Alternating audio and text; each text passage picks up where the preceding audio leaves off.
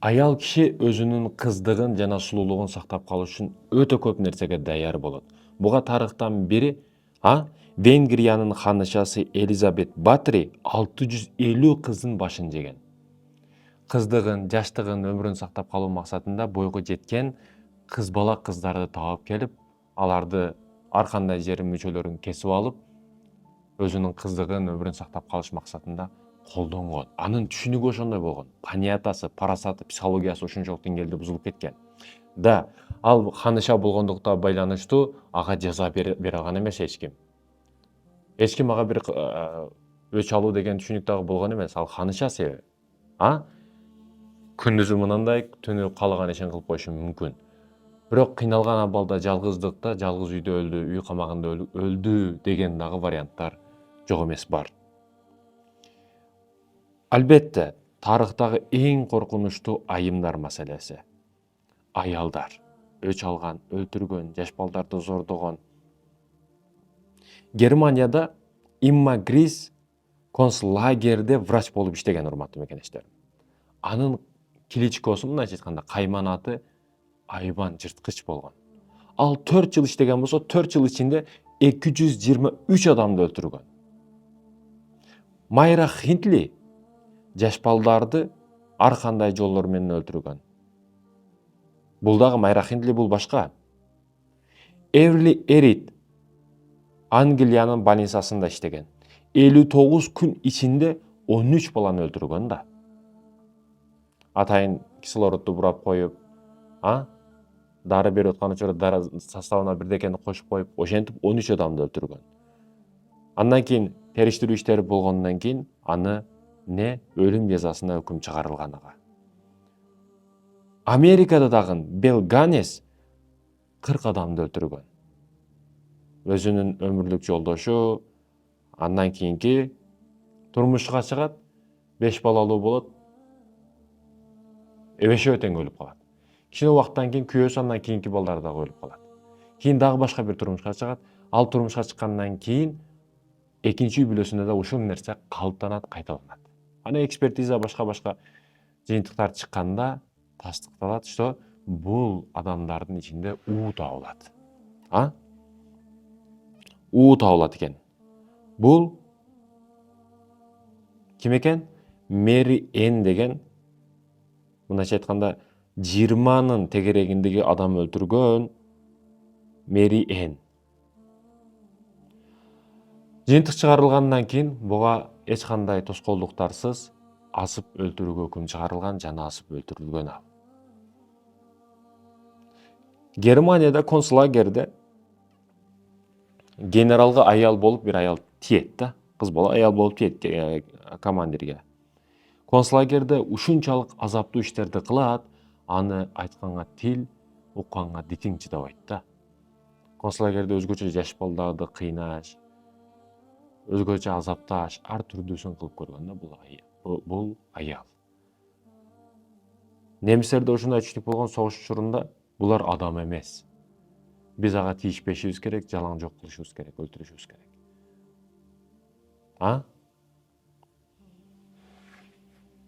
Кэтрин Мэри Райт 37 жолу бычак сайып өзүнүн сүйлөшкөн жигитин союп, анын этин жейт да. Анан камакка алып, аны кармашып жаткан учурда холодильникте эт турат. Жигитинин эти сонун экен, силер дагы жеп көргүлө дейт да. Мен бул нерселерди айтып, эмнени айткым келет? Нух алейхисаламга душмандык кылам деген дагы аял болчу. Пайгамбарыбыз саллаллаху алейхи вассаламга жолдоруна тикендерди таштаган дагы аял киши болчу. Аялдын жаманы өтө жаман болот. Аялдын жаманы өтө жаман болот. Кудайым өзү сактасын. Ошондуктан дуа кылган учурда мен өзүм бош жүргөн учурумда дагы шайтандын азгырыгынан, аялдын азгырыгынан өзүң сактагын деп кайра айтып жүрөм. Шайтан азгырыгы, аял азгырыгы өтө жаман нерсе. Пайгамбарыбызга душмандык кылган аялдар толтура болгон. Көп семьялардын бузулуп кетишине себепчи аял болгон. Бүгүнкү учурда көптөгөн ага инилердин ынтымагы бекем байке инилердин ажырашып бири-бирине жүз карабай кетишине дагы аял себепчи болуп атат. Келин көчөгө чыгарып, айдап чыгарып койгон аял киши болуп атат.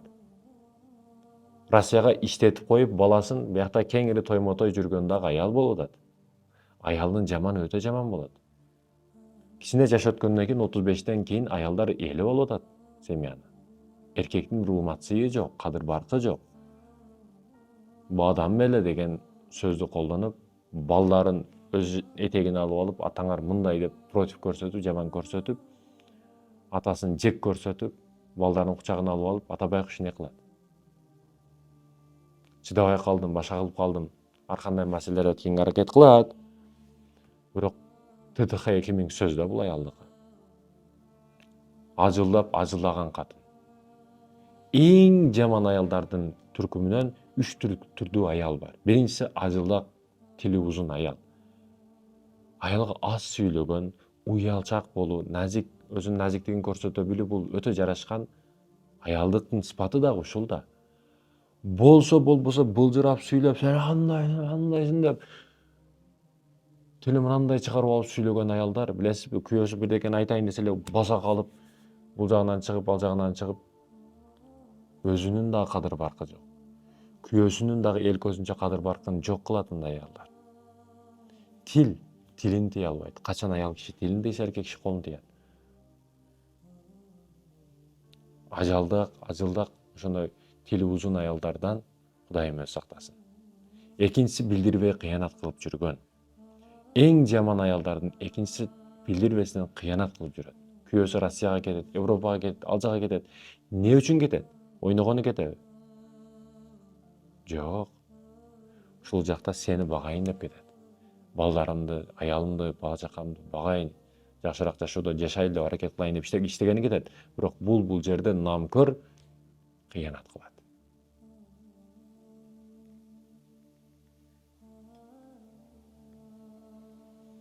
Ал эми үчүнчүдөн бул кыянат маселеси. Аялдын бардык кемчилигин кечириши мүмкүн кыянаттан башка.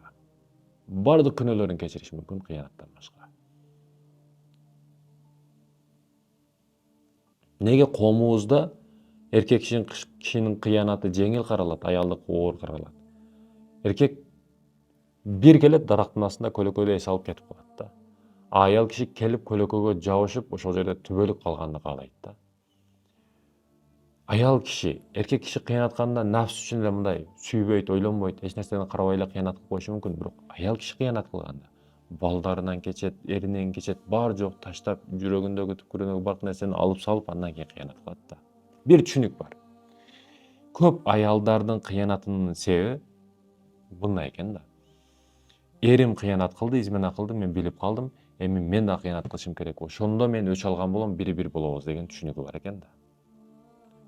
Теңтекке теңелип терек бою секиресизби? Акмакка теңелип акмак болосузбу? Эриңиз өлүп калса өлүп каласызбы? Бири-бир кыламын деп. Анда бул дегени бири-бир кыламын дегени тозокко чогуу киремин дегени го. Неге кыяматта эр катындан, аял эринен качып калат? Суроо жообуңар башка болот, кабырыңар башка болот. Экөөңөр бир күндө өлүп калсаңар, бирок кабырыңар башка болот, суроо жообуңар башка болот. Эрим тозокко кирип кетет, мен тозокко кирейин деп башкасы менен кыянат кыласыңбы сен? Ойлонуш керек аял кишисине. Ал билбей калды, балким ооруду, балким ичип алып алкаш арагынын үстүнө ошондой билбей кылып койду, себептер толтура. А сен билип атайлап кылып атпайсыңбы өч алуу максатында? Акмак ким? Эриңби же сенби? Экинчиси кыянат кылган аял экен да. Албетте, урматтуу эже карындаштарым, оор маселелер булар. Жеңил каралышы мүмкүн. Бүгүн технология өнүгүп, башка өнүгүп, адамдар жеңил карап атат бул нерсеге, жөнөкөй карап атат, бирок өтө чоң күнөө.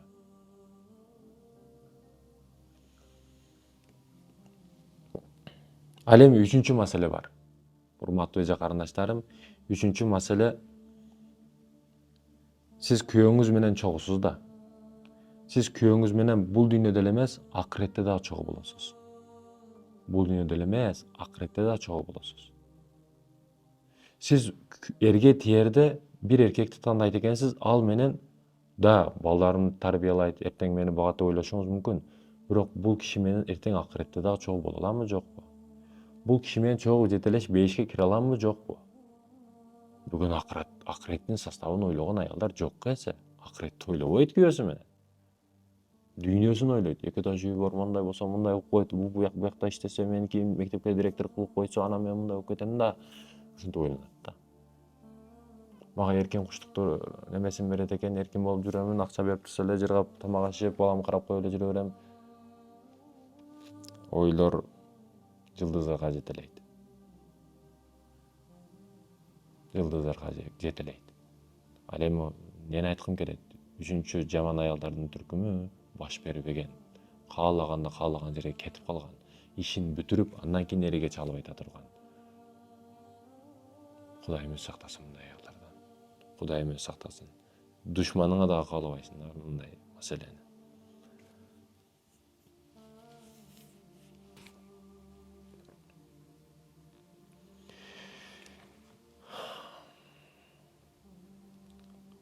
Ошондуктан да аялдын азгырынан, шайтандын азгырынан Кудайым өзү сактасын. Урматтуу эркектер, эр азамат жигиттер, бүгүн бойдоксуң, каның кайнап турган учуру, өзүңдү карманышың өтө кыйын, технология өнүгүп кетти, жарым жалаңачтар өтө көбөйүп кетти. Сыноо дүйнөсүндөбүз. Бирөөлөр саардан кечке, таңдан кечке иши ошол кыздар менен жүрмөй, бирөөлөрдүн жумушу саардан кечке пол жуумай, стройка кылмай, ар ким өзүнө жарашасын акыретте алат. Сен сарсана болбо. Бүгүн машинасында музыканы коюп, кыздар менен ыпылдап жүргөндөрдү көрсөң, аларга кызыгуу көзү менен караба. Аларга ырайым көзү менен кара. Алар азыр 5 мүнөт рахат алышы мүмкүн, бирок эртең менен турганда эле дуп башыга жетип караңгы көздөрү менен ойгонот. Билет эртең тозокто азапталарын, жүрөгү кайгыда экендигин өзү дагы билип турат. Сен аларга кызыгуу көзү менен караба, ырайым көзү менен кара.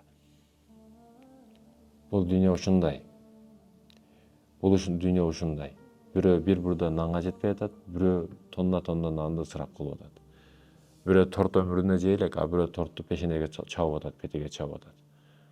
Адилетсиздик өтө күчтүү деңгээлде бүгүн. Бирөө арамдан, бадалдан байырмасы жок акчаны таап кеңири жашап атат, а бирөө адалыга деп таңдан кечке пешине тердеп иштеп бейишти ойлоп атат. Адилеттүүлүктүн таразасы, так таразасы акыретте. Бүгүн кээде көп кылган иштериңди, жеке сен кылган иштериңди дагы мыйзам көрбөй калат, милиция көрбөй калат, агайың, ата-энең көрбөй калат, бирок акыретте жаныңдагы периште ар дайым көрүп турат, жазылып турат. Ошондуктан айтарым, дүйнөнүн аз нерселериге аракет кылба, акыреттин көп нерсесине аракет кыл. Эгерде бул дүйнөнүн рахаттары бүтүп, тозокко кирип кете турган болсок, бул дүйнөнүн рахатынын эмне кереги бар? Эгерде бул дүйнөдөгү азаптар аз болуп, акырет түбөлүктүү болсо, бул дүйнөнү азап деп болобу? Жок. Ошондуктан түбөлүктүү жыргалага аракет кыл. Аз, бирок акыбети тозок болгон нерсеге аракет кылба. Мекендешим.